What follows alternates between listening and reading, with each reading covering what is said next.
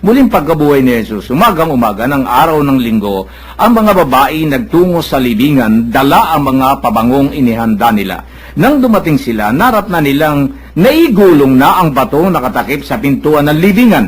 Ngunit nang pumasok sila, wala ang bangkay ng Panginoong Jesus. Samantalang nagugulo ang kanilang isip tungkol dito, nakita nila't sukat sa tabi nila ang dalawang lalaking nakasisilaw ang damit.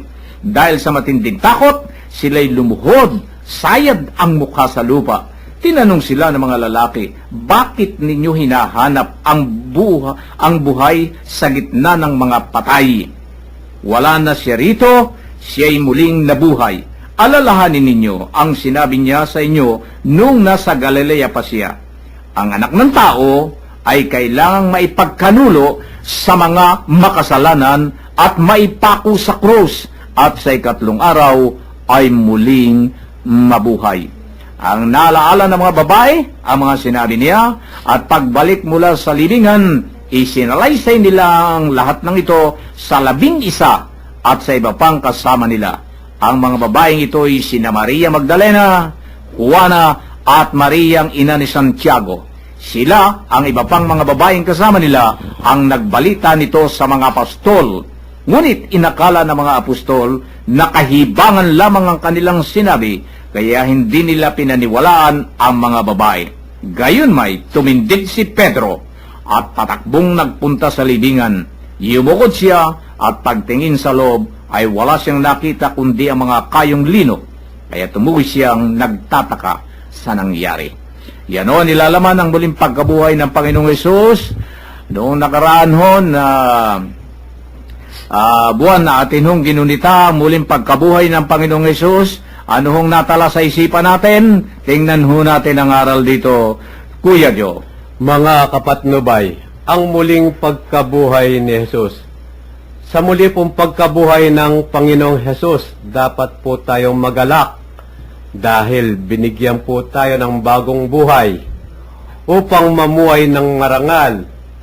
Sana isabuhay po natin ang pinag-uutos ng Diyos upang tahimik ang ating buhay.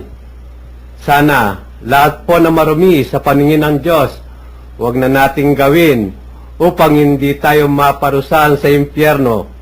Tulad halimbawa, nanloloko po tayo ng ating kapwa. Mahilig tayo sa kamunduan at maraming bisyo. Ayun, binibiro mo. Talaga si Kuya Joey Icon eh. Makita mo na yan.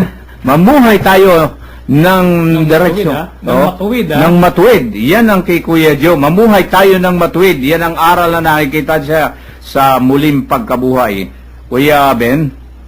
Dito po sa naisasaad na rito, ang muling pagkabuhay ng Panginoon, ito yung tinatawag nating muling pagbabalik ng ugnayan ng Diyos at ng tao.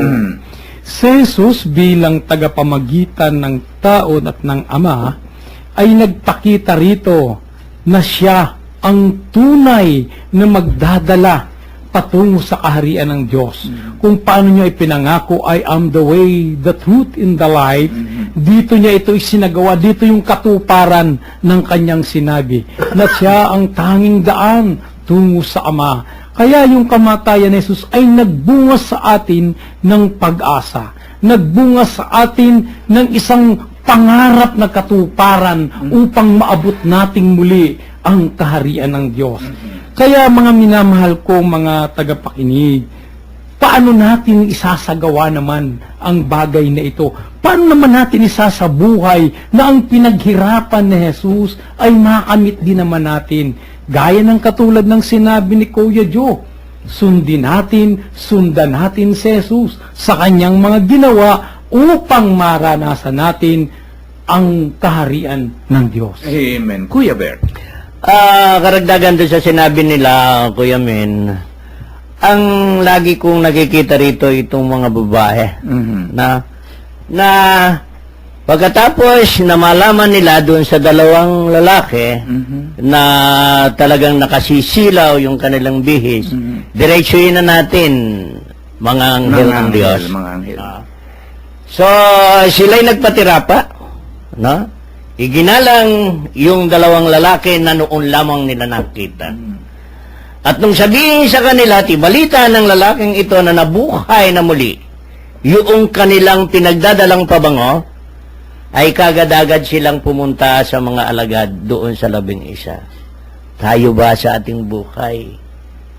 Ano na ang nasasabi natin sa ating mga kakilala? Ano ba ang naibabalita na natin sa ating buhay para manalig at manampalataya sila sa ating Panginoon na siya'y muling nabuhay ng dahil sa atin? Ano ba na ang nagawa natin? Nagagawa ba natin ang katulad ng ginagawa ng mga babaeng ito? Kaya nga kung minsan, Kuya Min, sabi mo nga karamihan, babae, ang karamihan na nakikita mo na nagdarasal, bihira ang lalaki. Dahil dito, mismong alagad niyang 11, hindi nila pinaniwalaan yung mga babae. Di ba? Di, amen. Pero gayon pa man, may alinlangan sila, tumayo si Pedro. At doon, ay tiningnan niya, pati siya nagtaka 3 taon niyang kasama ang Panginoon. Ipinagkatiwala ng Panginoon sa kanya ang kanyang iglesia. Pero nagtataka, bakit wala yung bangkay ng Panginoon? Sana sa ating buhay, tularan natin ang karamihan ng mga babae, lalo tigit yung mga babaeng palasimba.